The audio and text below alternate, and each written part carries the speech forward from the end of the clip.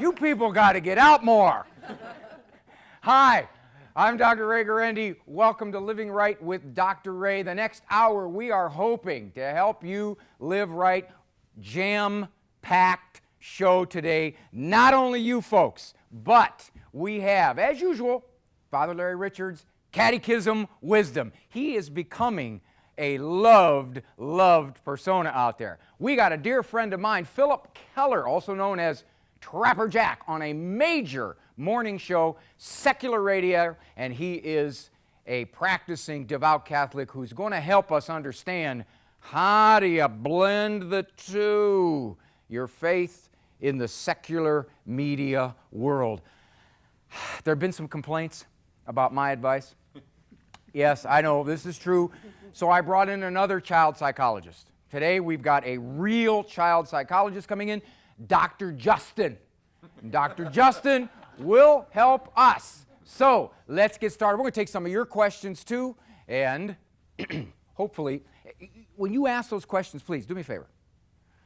I'm not very good at short answer essays, true and false. I'm better at true and false. I got a 50-50 chance of getting them. Where I live, there is an amusement park called Cedar Point. Cedar Point is known for its roller coasters. When I was a boy, and I sound like my father, when I was a boy, more and more of my statements are starting out, when I was a boy. There was a roller coaster called the Blue Streak. Oh, what a ride. 50 feet high. First hill, 42 miles an hour. To get on the Blue Streak, you waited in line for an hour and a half. Everybody rode the Blue Streak. Then, a little bit later, they got a bigger one. They got the Mean Streak, a large wooden roller coaster that was bigger than a Blue Streak. Blue Streak was still cool, but if you wanted to be cutting edge cool, you went to the Mean Streak. Then, the Magnum, 205-foot high first hill, 70 miles an hour down into a tunnel full of smoke. All right, now we're pushing the laws of physics now. No, the Magnum. 300 feet high, 93 miles an hour. Oh my gosh. This challenges the human body. Okay, that's all the further they're going to go. No. Now they've got high-speed thrill dragster. 405-foot corkscrew, straight up perpendicular, 120 miles out of the chute. Don't wear contacts. It'll blow them out of your eyes. Go back to the Blue Streak now. Mothers with preschoolers are waiting in line to ride the baby ride, the Blue Streak. If any 14-year-old girl gets off the Blue Streak, she has to look like this. Was that a waste of my time or what? I had to hang upside down and bang my head against the rails to get any kind of kick. What's the point? Here is the point. In our go, get, do, have, fast, more, we have trained our children to want this kind of stimulation. So, for so many of them, if you look around you in church, you see a 15-year-old, oftentimes the posture is this. Father to them looks like this.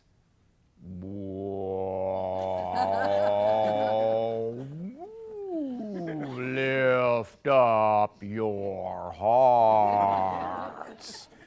So what do? I always tell parents, cut back on the stimulation. Cut back on the stuff coming at them. Cut back on the activities. Slow their world down. They walk into a classroom and you got somebody standing up there and the kids are going, come on, get her to do something. Who writes her monologue? Doesn't this lady have a stunt teacher? What's happening here? I've noticed that. So I've also noticed that most of you are looking at me like, did I leave the iron on? One of my favorite parts of this whole program is your questions. This I love. The folks ask great questions. I don't know what's coming. This is off the top. So let's start it up. What do we got for questions?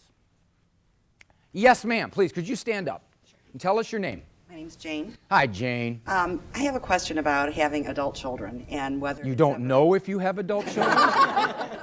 No, I have 3 adults. Okay, all right, that's good. All right. Is it ever appropriate for a grandparent to offer criticism to your adult children about your grandchildren?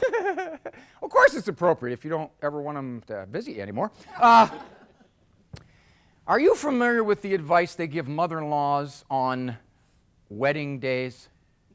Sit up, shut up, and wear beige. Okay? I have a question for you, dear. If you give unwanted feedback to your daughter-in-law, has she ever responded with, "Oh, Mother, thank you. I really appreciate that. You know, I sometimes need to be open to negative feedback, and I really find that it's appropriate for you to tell me that I'm basically failing as raising my children." Has this ever happened? Luckily, I don't have any daughters-in-law yet. Luckily, she says, luckily, for all the daughter-in-laws out there, ignore that last statement. We'll probably edit it out in post-production. My advice, shut your mouth. Don't say anything unless you are asked. And if you are asked, then say, are you asking me?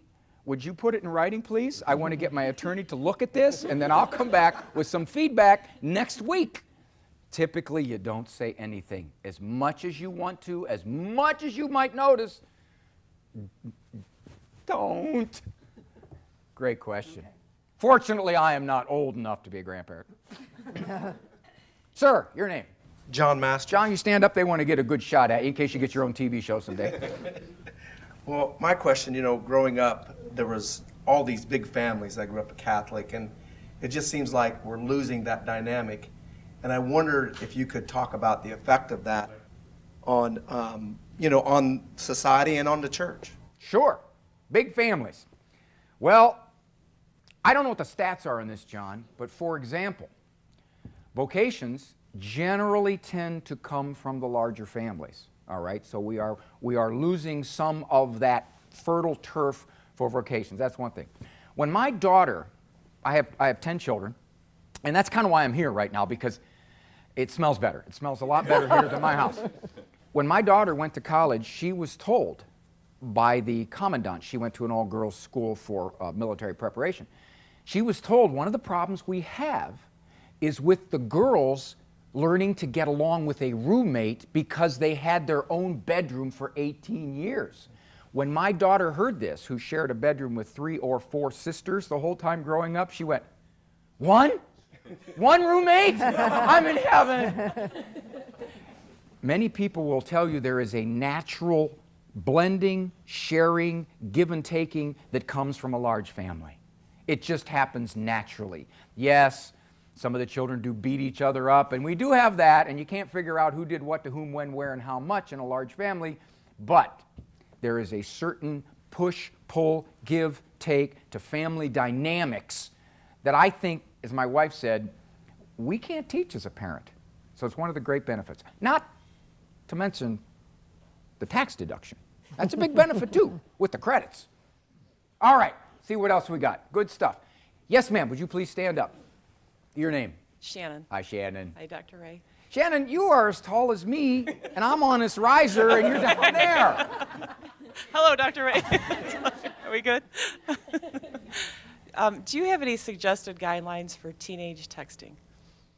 Yeah, suggested guidelines for teenage texting. Oh, it's real easy. Don't. What tends to happen, here's where I see texting. Texting intrudes. Texting shapes how your kids communicate. You're sitting at Aunt Mary's birthday party, which just happens to coincide with Christmas Eve. And your daughter, Belle, over there, is doing this. Oh, happy birthday, Aunt Mary. Are we opening gifts? Okay, just a second. It's an intrusion. Can you imagine our Lord in the Last Supper telling the apostles to go forth and, oh wait, I got a text here. I got a text. Yes. Texting, I think, especially for the 13, 14, 15-year-olds, business, and I typically advise parents not only no cell phone, but if you're going to get a cell phone for safety purposes, No texting. Don't put texting on it. All right, now, this is the part where the rubber hits the road. I can simply pontificate on answers. Nobody has to test me. I could say no cell phone, and you find out that my 8-year-old daughter has a cell phone, and she's had one since she was in preschool, and she was one of the later kids to get one. But this is the part where we actually show what to do in parenting situations. You ever have your children lie to you? Well, at this point, we're going to show you how to deal with lying. Would you be, I always pick somebody in the front row. Would you be my foil? Yes, I'd be happy to. Your name is? Janet. Hi, Janet. Hi. You look like you were experienced with children. Yeah, one could say that. One could say that? All right, here you go. We got to get your best side here, okay? Right. I am your 11-year-old son. Okay. All right? First of all, you should be ashamed of yourself as a mother for letting your 11-year-old son grow a mustache. That's the first thing. Now. You're pretty manly. Thank you. That's why I'm in trouble here, okay? You were in the kitchen, and unbeknownst to me, you saw me playing pillow basketball. Given that I'm a terrible shot, I knocked the lamp over, and I smashed it. You know this, but you haven't come forth with that yet. I just come out of the family room. You're going to confront me and try to get me to tell you what I did. Mm-hmm. Are you ready? I am. All right. Hey, Mom. Ray. Huh? I heard a noise in the family room. Oh, yeah, I was just playing around in there. That's all. I was kind of playing around. I'm okay. It wasn't good, me, Mom. Good. I didn't hurt myself. Well, what was the crash? Oh, that I was walking out and I kind of accidentally kicked the leg of the sofa. I just kind of kicked the leg of the sofa. That's not the sound it was. Ray, do you have something to tell me? I don't think so. I want to head outside Ray, and play basketball. Look at me. I am your mother. I am not stupid. Tell me what happened. Mom, nothing. I was just there. I just turned the TV off, came out, banged my foot. Nothing happened. Ray, the kitchen is connected to the family room. I can see. Tell me what happened. What do you mean what happened? It's okay. It's okay. We have accidents. We can make mistakes. Be straight with me. Come on. Well, I didn't really do nothing. I was sitting there, I was playing around, and... You're getting yourself in deeper and deeper. Just be straight with me. All right. I was playing pillow basketball. I shot the pillow, and the pillow hit the couch and went on the floor, and probably what you heard is the pillow. Oh, so you do think I'm stupid? Well, I thought that a long time ago, but That's not funny. So remember that party that you want to go to this weekend? Yeah. Don't you think it'd be a good idea to be honest with your mom? Yeah. Okay. I'll be honest. Talk to me. I'll be honest. I want to go to that party. Now, you see what's happening here? This dear woman is doing everything in her power to get me to tell the truth. And I'm not going to do it. She could haul out a film clip of me smashing that lamp, and I will say, you see how you can't see my face from this angle? That's a stunt kid. I don't know who that kid is. Right, this is what's happening. And you see parents try to get this out of a kid, and it's amazing how we just dig in our heels. You saw us, and we say, I wasn't in the universe when this happened. All right, you're the 11-year-old. Okay. I'm you. You want a mustache? Okay. You're coming out. Go ahead, give me your opening. I'm coming at you. Hey, Dad, what's up? Hey, Bud, what was the crash in there? I didn't hear anything. Well, I did. And I also saw something. So, here's the point. I'm going to ask you once, honey. Did you knock that lamp over and break that shade? Now, if you tell me you did, all that's going to happen is I'm going to take your allowance to pay for that shade. Stuff happens. If you tell me you didn't, I'm going to take your allowance to pay for that shade, you are going to be grounded for the next week, and you are going to write me an essay of minimum 500 words on why it is good to be honest. Now listen carefully, Linus. I'm going to ask you one time. I'll take whatever answer you give me. Did you break the lamp?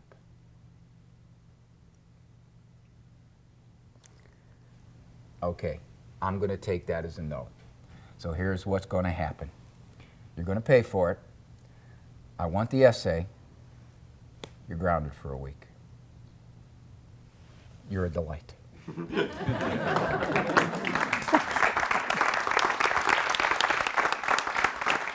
You cannot engage the lie. What you essentially do is you say, you do something wrong, okay, understood, impulsive, hurtful, whatever, but the lying takes the character issue up this much higher. So the parent also has to take the response up this much higher to teach the lesson. The lie is much more serious in most cases than the offense. Lying is a character issue. All right, when we come back, one of my favorite buddies, Philip Keller, a.k.a. Trapper Jack. I've been on his show many, many times. I've carried him.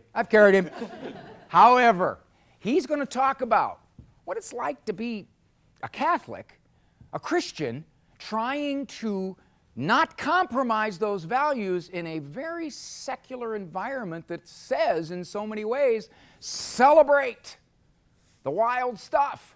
Don't go anywhere. Living Right with Dr. Ray. We'll be right back.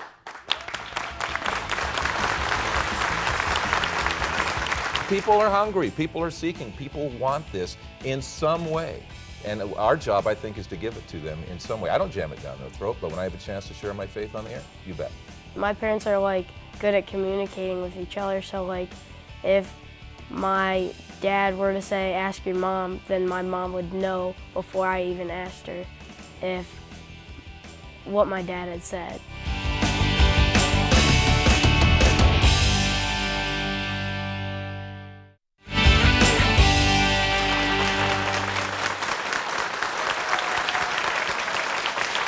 Welcome back.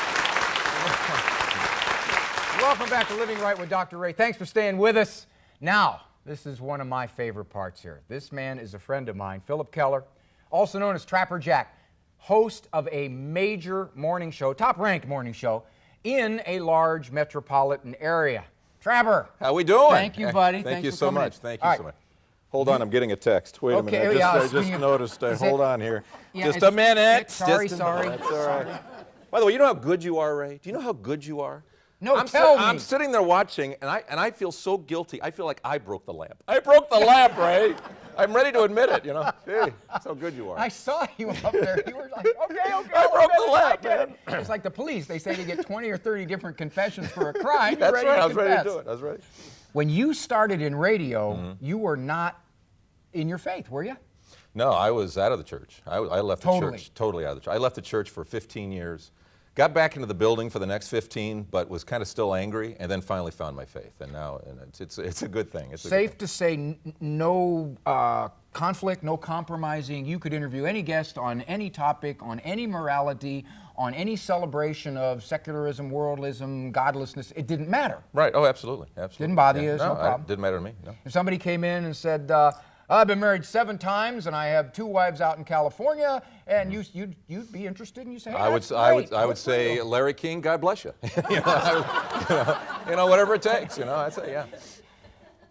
So, all right. So now we're at a place, and I'll still interview those people. I'll interview anybody. I mean, because they're interesting. It's just that we're in a world now where it's so much easier to talk about today's dysfunctional celebrity who's going to jail. You know, insert celebrity name here, and management has no problem with that because everyone relates to it. When you bring up the faith matter, is there pushback?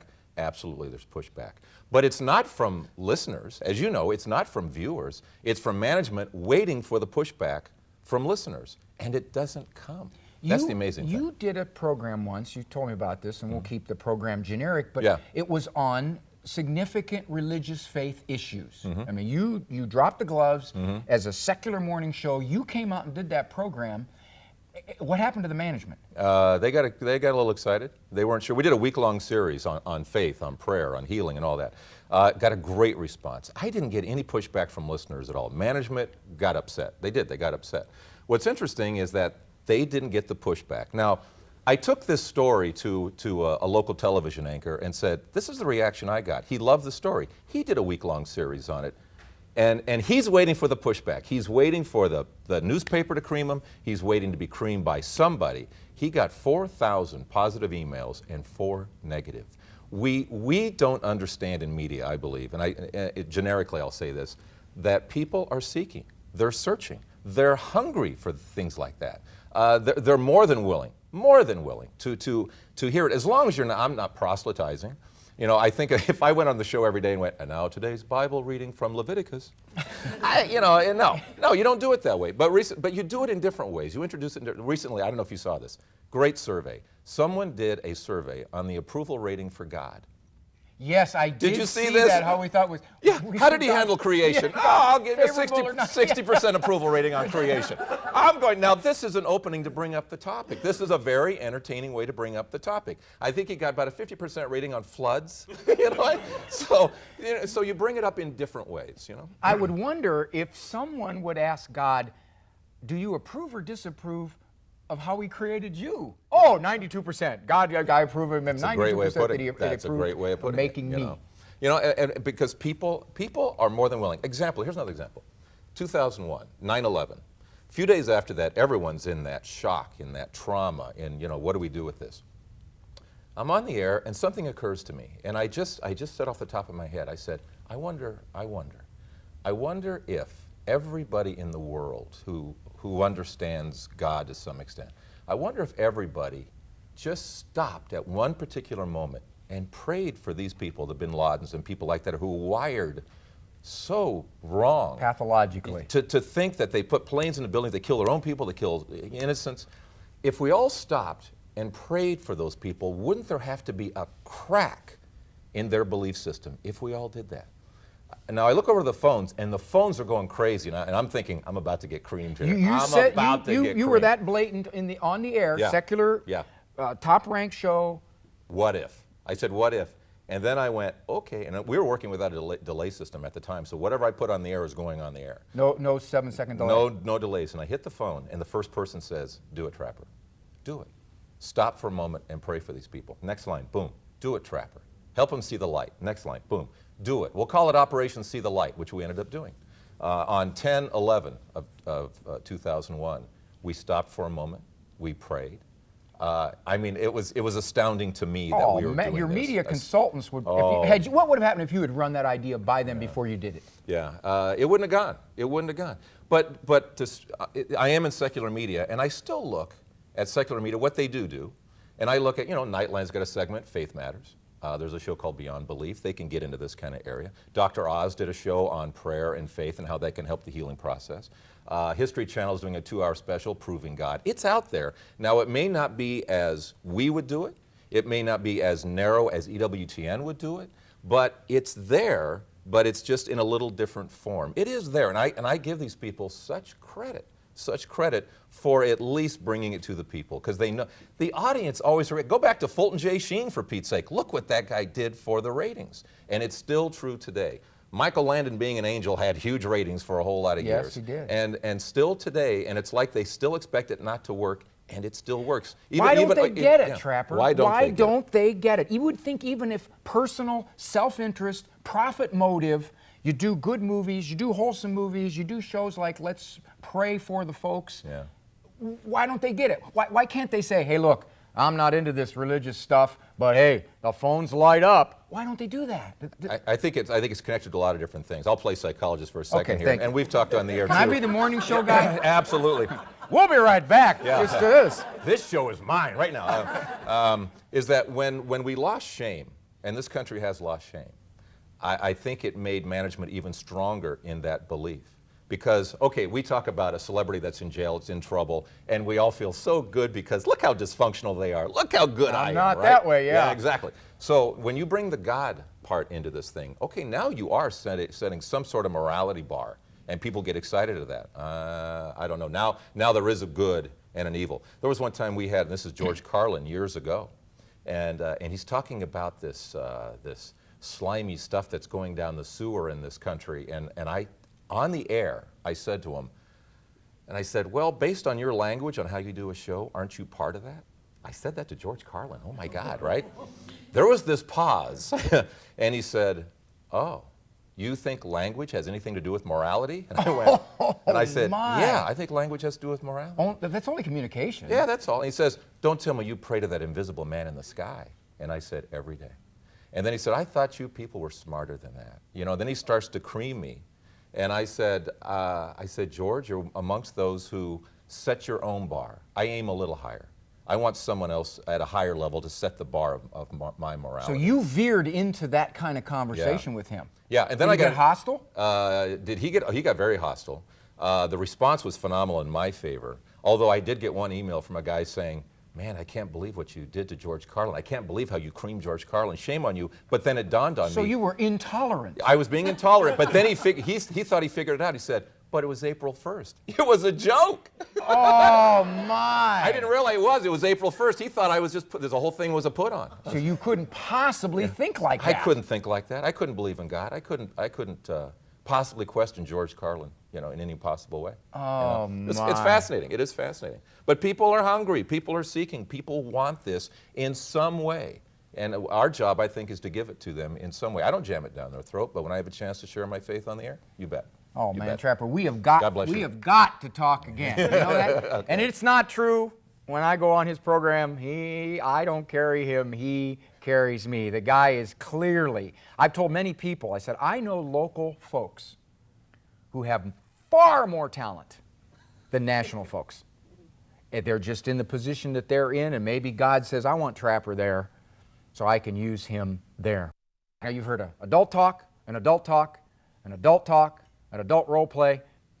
We're going to get the real child psychologist to tell us the way it is. Tell us what we're doing right, what we're doing wrong, what we're doing wrong, what we're doing wrong. Dr. Justin, that's a great name, isn't it? Dr. Justin will dispense his own particular review of justice in just a second.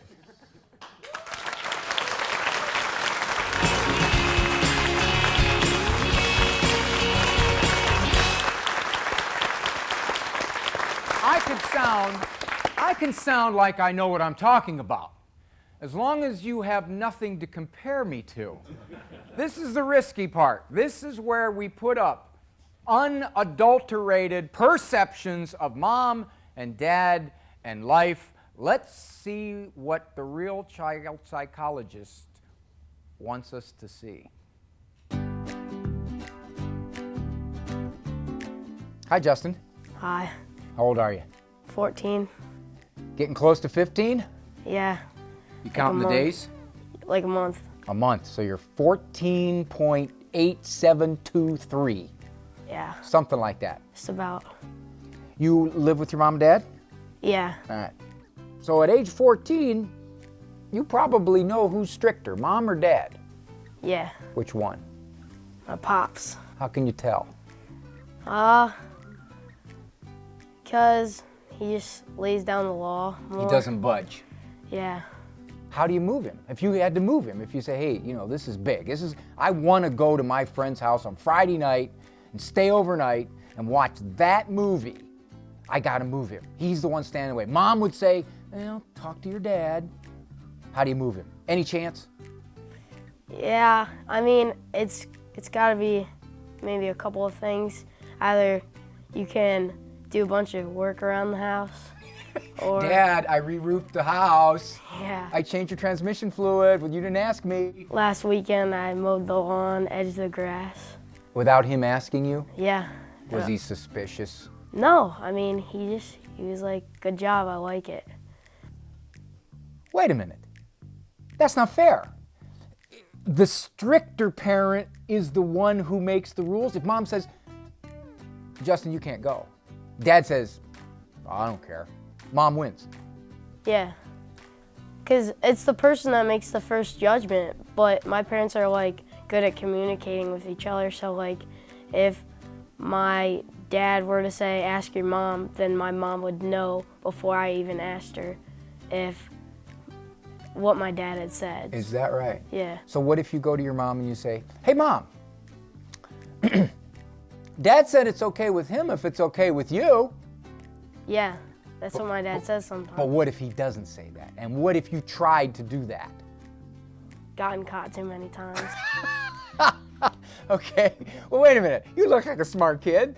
I got caught too many times. Well, Why it would was you when I keep was- doing it? It was when I was young. It was like, When you were young and foolish. yeah, I learned through the years. Well, I have to admit, I'm kind of a rock in the road. Like, I don't like to move. Rock in the road. I don't like to move. Like, it just makes me more mad. Uh-oh. So you get punished, you get stubborn. Yeah. I couldn't find that word, so I said rock in the road. Well, rock and roll's a better word. All right. Here's the question. When you become a dad, if you become a dad, all right, will you be stricter than your mom and dad, or will you ease up? Because they don't quite understand children the way they need to. Well, I think that my parents are good with understanding their kids, and you obviously have to lay down the line somewhere. So in different aspects of parenting, I'll be different from them. What would be one where you'd be very different? Well, the thing I don't like the most is when we're assigned jobs and my parents say, while you were at it, go do this.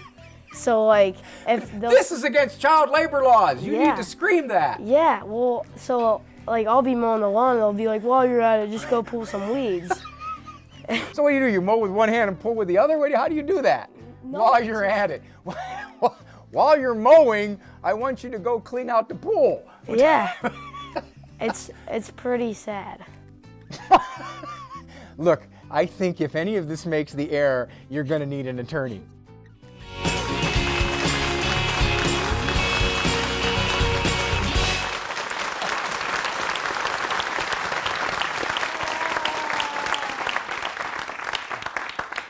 Well, we got a special treat today. Now, we can edit that. We can decide what we're going to cut in and what we're going to cut out.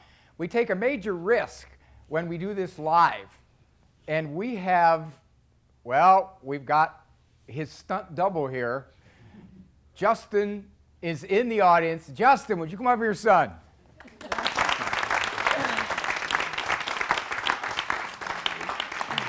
Come here, buddy. All right. Now, your mom and dad did not see that when you did that, right? This is the first time they've seen it? Yeah. Are you a dead man? Nah. No, you're not? No. Because they think what? Why are you going to get away with that? Because it's for you. A fine child you've raised here. A fine boy. Justin, while you're at it.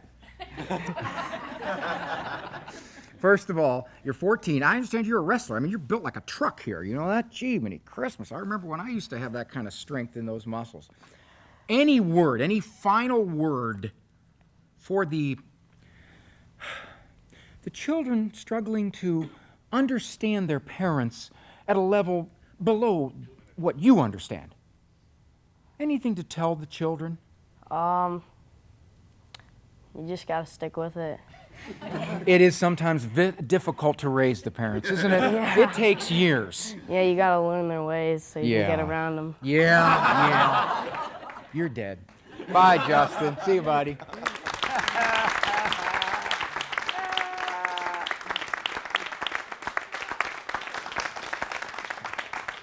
Well, while we're at it, we're going to give these folks, as one well-known TV personality says, the last word.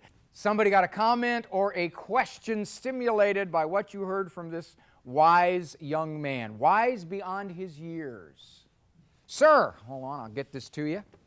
Your name, sir? My name is Doug Smith. Hi, Doug. My question would be, in your conversation, Justin is his name? Justin. When Justin says that his mom or his dad say, go ask your mom or dad, does he go to the other parent and say, hey, Dad said it was okay, Mom, but it's up to you? Do you ever find, you want to ask questions like that? Yes. It's called appealing the decision. Basically what it is, first of all, I know who's going to give me the best answer. So that's over time I head that way. And if the parent is fudgy in the answer, which is, well, I don't know, go ask your mother. That gets translated by the kids as, it's okay with Dad, he says it's fine. You got to be very careful when you give that first answer. If it's definitive, make it definitive. If it's not, if you don't care, then you leave it up to your spouse. We have got a show favorite coming up. Father Larry Richards, after this next break with Catechism Wisdom, is going to come up and share with us ways to live better, sometimes which psychology agrees with, and sometimes psychology doesn't. Stay there.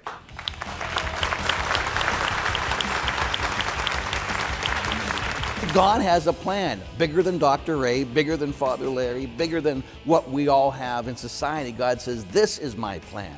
And when we do it God's way, you can see the peace that flows from that family. My mother is a compulsive shopper hoarder.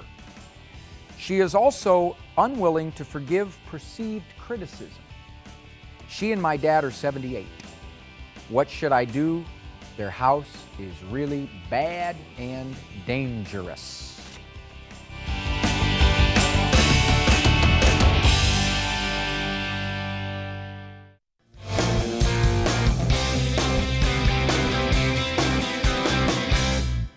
Who has more wisdom about living right? The Catholic Church, founded by Jesus Christ 2,000 years ago, or modern psychology, which has led the way in conventional wisdom? Psychology been around 80 to 90 years. With me always on Catechism Wisdom is Father Larry Richards, pastor of St. Joseph Church, Bread of Life Community in Erie, Pennsylvania, as well as a well-known, at least among the people who know you, a well-known speaker around the country. And I do appreciate, I must mention, I do appreciate how much when we're at conferences together, you speak before me, because you get the beach balls gone and the frisbees and everything, and the crowd just really kind of warmed up. He's lying on television. Did you know that? Anyway. Father Larry, section 2207 Wow. of the Catechism on the family. You have this memorized, don't you? Yeah, oh yeah, Oh, okay. easily, Good. in Aramaic. Sure. The family is the original cell of social life. It is a community of faith, hope, and charity. It assumes singular importance in the church. Authority, stability, and a life of relationships within the family constitute the foundations for freedom, security, and fraternity within society. You know, Father Larry, we've redefined the family. It can be anything I want it to be. Why do we have to put it in this narrow little box of man, woman, and where God provides children? Again, because we are a religion of revelation, right? God tells us, we don't tell him. And so when God tells us this is what a family unit is, or this is the thing like God created them male and female, he created us this way. And then he brought us and made us family. And why is this so important? Because people are in need of great love. And when you have a family and they're giving their lives away between husband and wife, and then this life is begetting children, you know, they're like in the very image and likeness of God.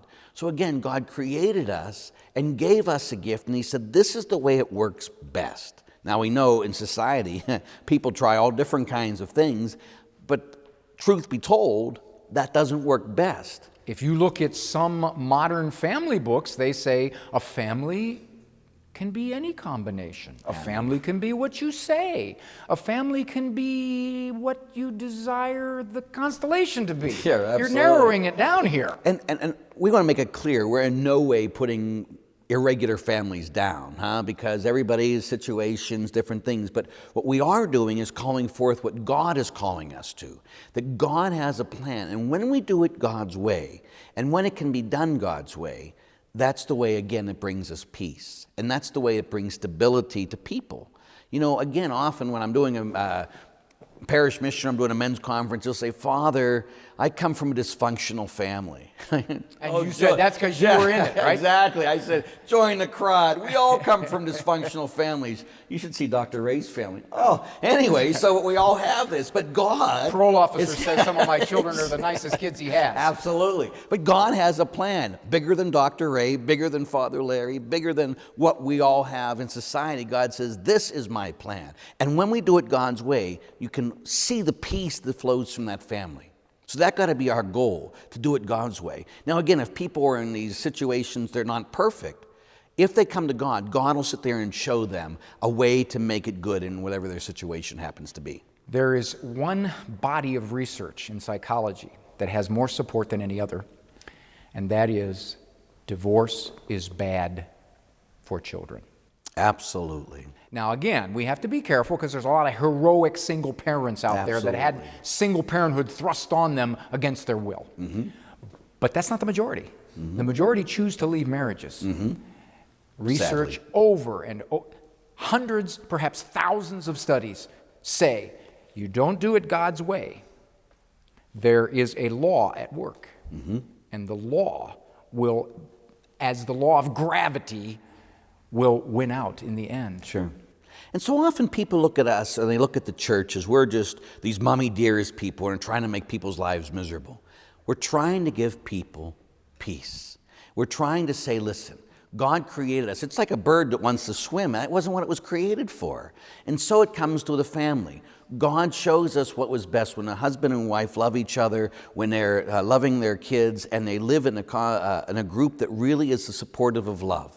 And they're giving away their lives for each other. That's what God's calling us to. God's church says there's no better way to raise children, to seek God, than in a family. Modern society says, oh, that's kind of Neanderthalistic. You don't really need that notion. If you don't believe God's church, look at the research. Because the research says the same thing that God's church says. For Catechism Wisdom, I'm Dr. Ray. With me, Father Larry.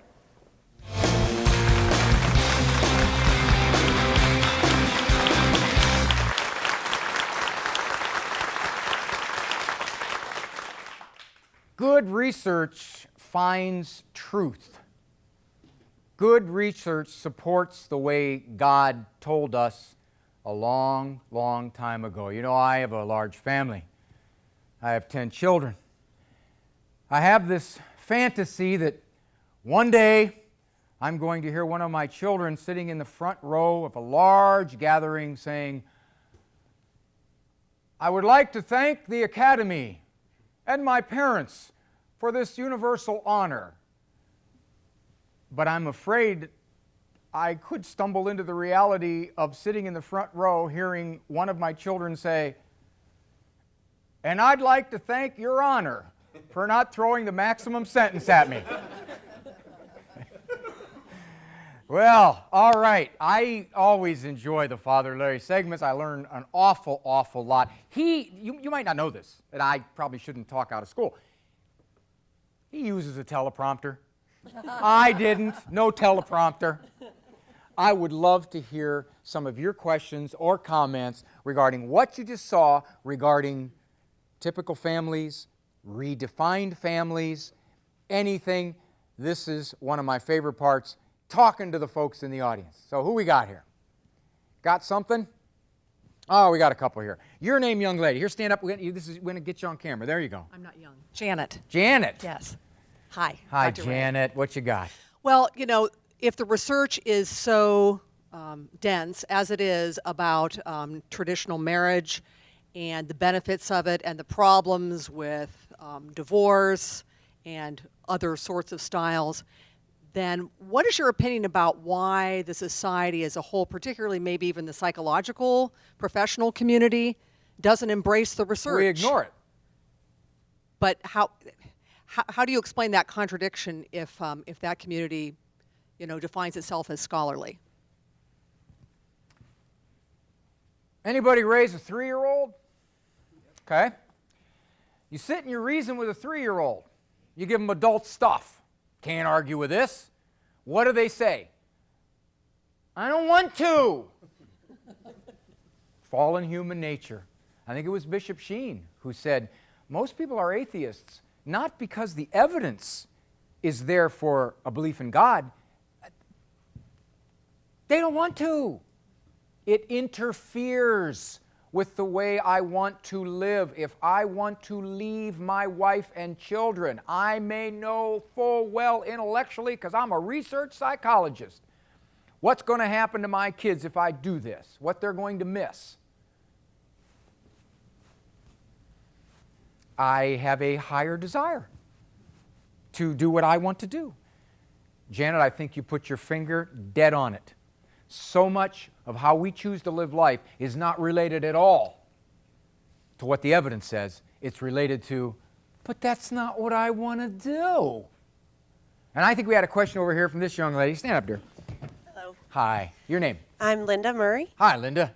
And my question is, we have a good family friend who, in the state of New York, can now be married to his partner. I was listening, and I want to be able to explain this to my children because they're very much in his life, and we want to support him and love him, and yet not support necessarily. It's a tricky situation. How do we support our friend, and how do we talk to our children about what is happening in his life? Stealing some of Father Larry's wisdom. A good way to explain to kids when you watch somebody else living a very godless approach to life, or living in a way that's counter to church teaching, or living in a way that redefines who we are as humans. A good way is to basically say, guys, God has told us the best way to do it. God has said, here is how I made you. Guys, a lot of people don't listen to God. They do it their way. They do it the way they want. Now, God has also told us we have to love them. God has also told us that we have to accept them as human beings made in the image of God. We don't have to agree at all with what they did. This is not my opinion versus your opinion. It's not, well, I think, because they can easily come back with, well, I think. It just becomes a he said, she said. You tell your kids, this is what God has given us. And if other people choose to not do it God's way, then they and God will deal with this. We are called to love them. We don't have to celebrate everything that they do. All right. Sir, your name? Stephen. Hi, Stephen. Often in discussions about what constitutes a family, I find that there's a lot of hostility that emerges from both sides. One side saying, you're telling me this is what I need to do, and just kind of like, you don't know me, you don't understand me, you're not really looking at what the real issues are. And there's just hostility on both sides. It goes back and forth. How do you get past that? How do you get past the anger and hostility? Stephen, you're a college student, aren't you? Yes, I am. I could tell, because what you're saying really sounds like something you'd hear pretty pervasively on a college campus. It really does. I mean, I'm hoping you're managing to gyroscope yourself through that. Well, the first thing you do, if you don't want hostility on both sides, the very easiest thing to do, cut your own hostility. You can't do much about their hostility.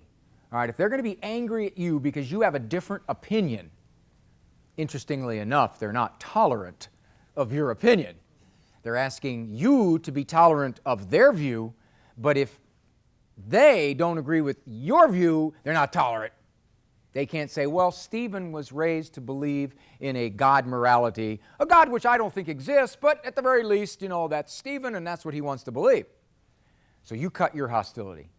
Don't battle them, don't fight them. Approach it from the perspective of everything I'm saying is grounded in your welfare, in your well-being, what is good for you in the long run. You got the research on your side, Stephen, but you know what you have to do a lot of times? Sadly, you just get out of the conversation. Get out of it. As soon as you smell that it's going nowhere, just back off. You have to say something very affirming, very sensitive. Well, maybe so, but I don't know. I'm rubber, you're glue. Whatever you say bounces off me, sticks on you, no reverses. Can you tell I have children? I didn't used to be like this.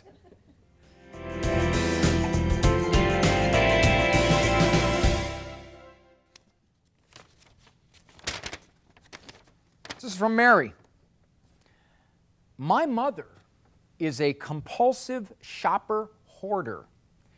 She is also unwilling to forgive perceived criticism. She and my dad are 78. What should I do? Their house is really bad and dangerous. One of the tragic decisions you have to make when somebody is getting on in years, and you watch these patterns of behavior that don't seem to respond to any kind of reason. I mean, she's going to go out and shop. She's going to fill that house up with stuff. You're going to go there as her daughter, and you're going to have to walk like this to get to the bathroom. You may be dealing with a deteriorating organic process. In other words, the brain isn't working quite as well as it used to work. And if that is the case, it's oftentimes on the very front end of a more full deterioration that's going to become obvious as they get older. You know, mom maybe will drive to the drugstore and not come back for 3 hours because she forgot how to get back. So it becomes more obvious that when you look at something like this, which is, she's a compulsive shopper hoarder, how do I get through to her? You may have to save the relationship by not hammering it, because her reality is her reality. And at the point of safety, you make a move with your other siblings, if you have them, or if you're an only child, you make the decision. But short of that, don't bang your head against a situation that is probably not going to budge.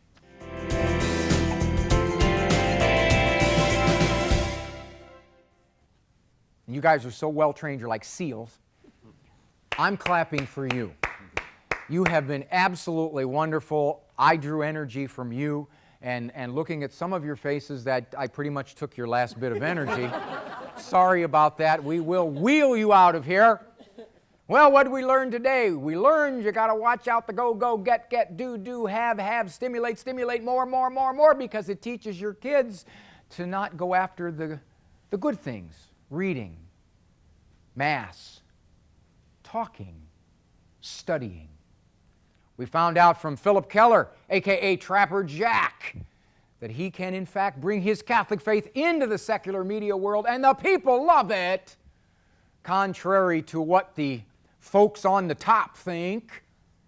The people, as God has put in us this insatiable urge to find Him. And what Trapper taps into is that insatiable urge. And like you brought up, Janet, even when the big shots say it increases our ratings, they don't want to. Father Larry told us God's family is designed for the best outcome. The best outcome. And Dr. Justin told us this is how you take care of parents. This is how you raise them. I'm Dr. Ray Garandy, Living Right with Dr. Ray. Next time around, I thank you and I thank you. God bless you.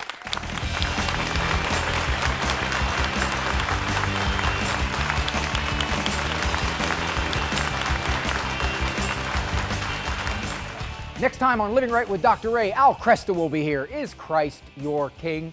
Father Larry's going to talk about whether my decisions or natural law, wired morals, is what we follow. My teen is dating.